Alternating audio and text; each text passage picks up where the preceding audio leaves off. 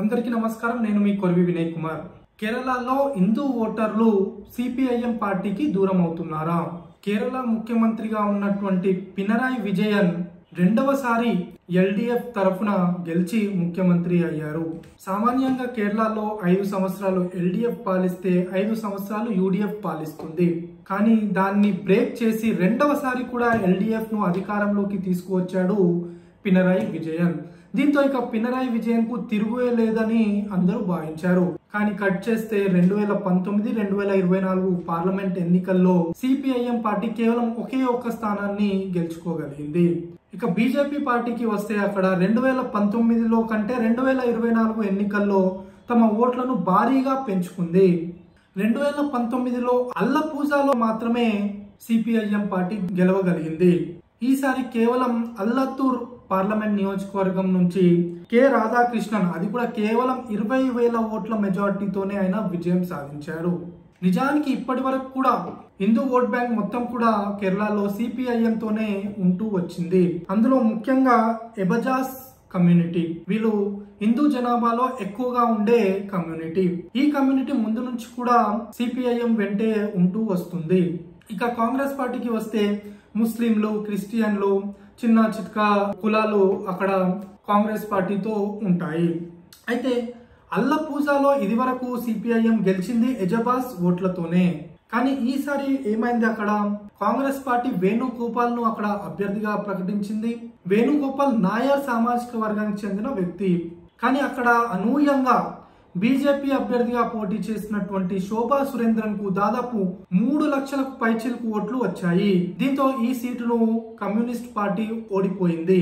అంటే ఎబజాస్ లోని మెజారిటీ ఓట్లు బీజేపీ వైపు షిఫ్ట్ అయ్యాయి అనేది చాలా క్లియర్ కట్ గా మనకు అర్థమవుతుంది.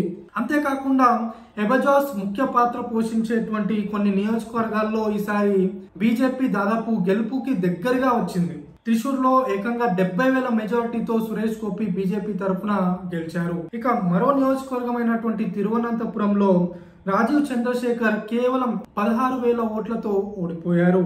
ఇక మరో నియోజకవర్గమైనటువంటి అట్టింగల్లో మురళీధరన్ కేవలం 17,000 ఓట్లతో ఓటమి చెందాడు. అయితే రాను రాను బెంగాల్ లాగా కేరళ కూడా తయారవుతుంది. బెంగాల్లో ఏ విధంగా అయితే కమ్యూనిస్ట్ పార్టీ స్థానాన్ని బీజేపీ ఆక్రమించిందో సేమ్ అలానే కేరళలో కూడా బీజేపీ కమ్యూనిస్ట్ పార్టీ స్థానాన్ని ఆక్రమిస్తున్నట్లు కనబడుతుంది. అయితే పార్లమెంట్ ఎన్నికల ఫలితాలను విశ్లేషించడానికి సిపిఐ, సిపిఐఎం ఈ 2 పార్టీలు కూడా అంతర్గత సమావేశాలు నిర్వహిస్తున్నాయి. అయితే సిపిఐకి చెందినటువంటి సిపిఐ తిరువనంతపురం జిల్లా కౌన్సిల్ మీటింగ్ లో 3 తీర్మానాలు చేశారు. అందులో మొదటి తీర్మానం సారాంశం ఏంటంటే, Pinarayi Vijayan CPM party minority appeasement కు పాల్పడుతుందని, అందుకే హిందూ ఓటర్లు తమకు దూరం అయ్యారంటూ ఆ మొదటి తీర్మానం యొక్క సారాంశం. అయితే లోక్సభ ఎన్నికల సమయంలో సిపిఐఎం పార్టీ నుంచి ముఖ్యమంత్రిగా ఉన్నటువంటి పినరాయి విజయన్ సిఏఏకి వ్యతిరేకంగా పలు సదస్సులు నిర్వహించారు.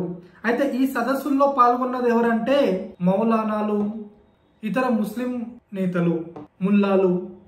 దీంతో హిందువుల్లో సిపిఎం పార్టీ హిందూ వ్యతిరేక పార్టీగా మారుతుందని, ఇది ముస్లింలకు లాభం చేకూరేలా మాట్లాడుతుందన్న భావన మెజారిటీ హిందూ ఓటర్లో కలిగిందనేది 2వ తీర్మానం యొక్క సారాంశం.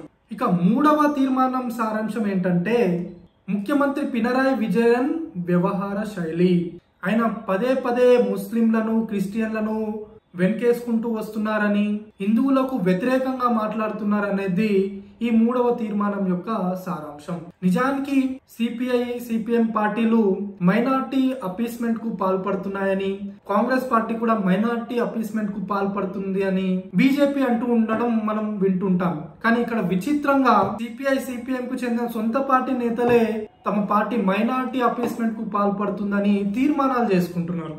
ఇది ఒక విచిత్రమైనటువంటి పరిస్థితి కేరళలో సిపిఐ, సిపిఎం పార్టీ.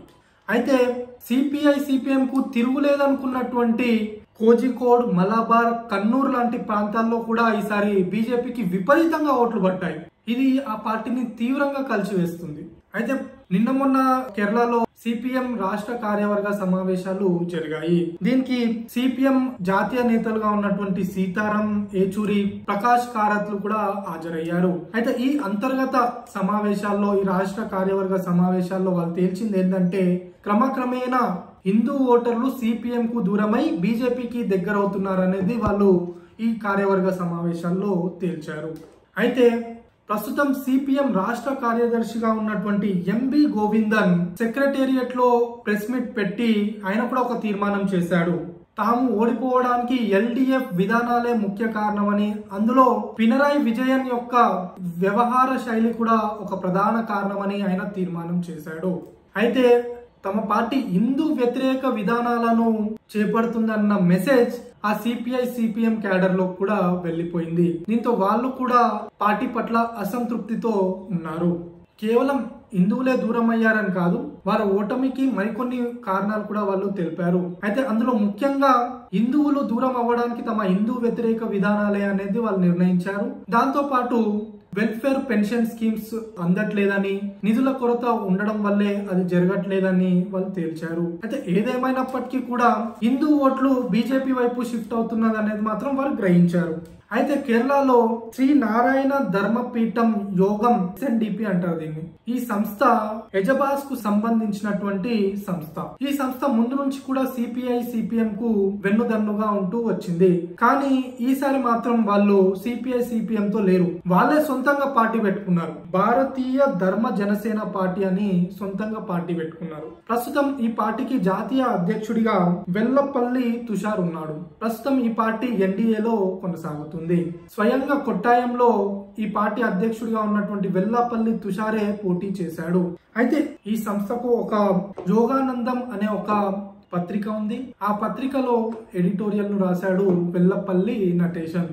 అయితే దీని యొక్క సారాంశంని 3 పాయింట్లలో మీకు వివరిస్తాను. సిపిఎం కాంగ్రెస్ పార్టీలు మైనారిటీ అపీస్మెంట్ కు పాల్పడుతున్నాయనేది మొదటి సారాంశం. దానికి ఆయన పలు ఉదాహరణలు కూడా చెప్పడం జరిగింది. ప్రస్తుతం రాజ్యసభకు 3 స్థానాలు కేరళలో ఖాళీ అయ్యాయి. అయితే ఈ 3 స్థానాల్లో కాంగ్రెస్ సిపిఐ సిపిఎం కు ఉన్నటువంటి బలబలాలను బట్టి, అసెంబ్లీలో ఉన్నటువంటి బలబలాలను బట్టి ఈ 3 స్థానాల్లో 2 స్థానాలు ఎల్డిఎఫ్ కు, 1 స్థానం యూడిఎఫ్ కు వెళ్ళనుంది. అయితే ఈ 2 స్థానాలను మిత్రపక్షాలకు ఇచ్చింది ఎల్డిఎఫ్. ఒకటేమో సిపిఐకి ఇస్తే, ఒకటి కేరళ కాంగ్రెస్ కి ఇచ్చింది సిపిఐఎం. అయితే సిపిఐ పిపి సునీర్ ఒక ముస్లిం అభ్యర్థిని రాజ్యసభకు నామినేట్ చేసింది సిపిఐ పార్టీ. ఇక కేరళ కాంగ్రెస్ అధ్యక్షుడిగా ఉన్నటువంటి జోస్ కే మనీ తనను తాను రాజ్యసభకు నామినేట్ చేసుకున్నాడు. ఈయన క్రిస్టియన్. అయితే యూడిఎఫ్ కాంగ్రెస్ పార్టీ ఆ ఒక్క రాజ్యసభ స్థానాన్ని ఐయుఎంఎల్ కు కేటాయించింది. ఐయుఎంఎల్ హరీష్ బీరెన్ అనే ఒక ముస్లిం అభ్యర్థిని తమ రాజ్యసభ సభ్యుడిగా నామినేట్ చేసింది. అయితే కేరళలో మొత్తం 9 రాజ్యసభ స్థానాలు ఉంటే అందులో 5 ముస్లింలు, 2 క్రిస్టియన్లు, 2 హిందువులు ఉన్నారు. అయితే 50% పైగా హిందూ పాపులేషన్ ఉన్నటువంటి రాష్ట్రంలో కేవలం 2 రాజ్యసభ స్థానాల్లో మాత్రమే హిందువులకు అవకాశం లభించింది. ఇది ఖచ్చితంగా మైనారిటీ అపీస్మెంటే అంటూ రాసుకొచ్చాడు ఈ ఎడిటోరియల్ లో. ఇది 2వ సారాంశం. హిందూ మెజారిటీ స్థానాల్లో సిపిఐ సిపిఎం కాంగ్రెస్ పార్టీలు ముస్లిం అభ్యర్థులను పెట్టి గెలిపించుకున్నాయనేది ఆయన ఆరోపణ. అల్లపూజలో సిపిఐఎం ఆడిఫ్ ను నిలబెట్టింది.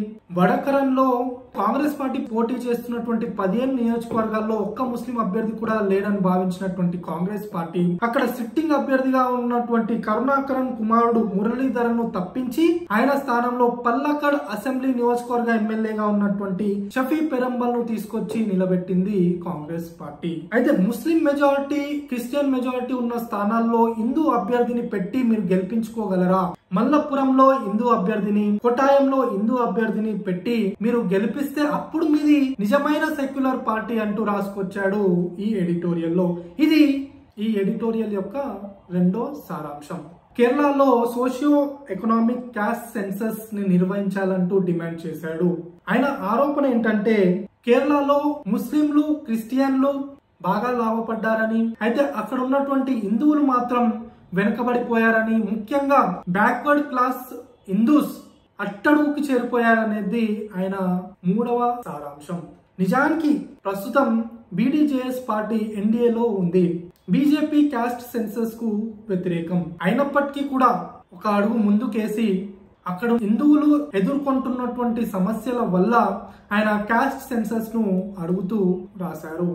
అయితే కేరళలో రోజు రోజుకు సిపిఐ సిపిఎం పార్టీలు కూడా తమ హిందూ ఓటు బ్యాంకును మర్చి ముస్లిం క్రిస్టియన్ అపీజ్మెంట్ కు పాల్పడుతున్నాయి. అందువల్లే అక్కడ హిందూ ఓట్ బ్యాంక్ క్రమక్రమేణా బీజేపీ వైపు షిఫ్ట్ అవుతుంది. ఇదివరకు జరిగినటువంటి లోక్సభ ఎన్నికల్లో 11 చోట్ల బీజేపీ లీడ్ లో ఉంది, 9 చోట్ల 2వ స్థానంలో ఉంది, 10 చోట్ల 3వ స్థానంలో ఉంది. అంటే దాదాపు బీజేపీ 30 స్థానాల్లో తన బలాన్ని పెంచుకుంది. రాబోయే రోజుల్లో మరింతగా పట్టు బిగించే అవకాశాలు ఉన్నాయి. లోక్సభ ఎన్నికల్లో బీజేపీ 16% ఓటింగ్ శాతాన్ని నమోదు చేసింది. తమ మిత్ర పక్షాలతో కలుపుకొని 20% ఓటింగ్ పర్సెంటేజ్ ను బీజేపీ నమోదు చేసింది. రాబోయే రోజుల్లో మరింత ఓటింగ్ పర్సెంటేజ్ ను కనుక పెంచుకోగలిగితే అధికారానికి దగ్గరగా వచ్చేసినట్లే లెక్క. అందుకే కేరళ కూడా బెంగాల్లో మారుతుంది అని చెప్పుకోవడానికి ఇదో కారణం. ధన్యవాదాలు.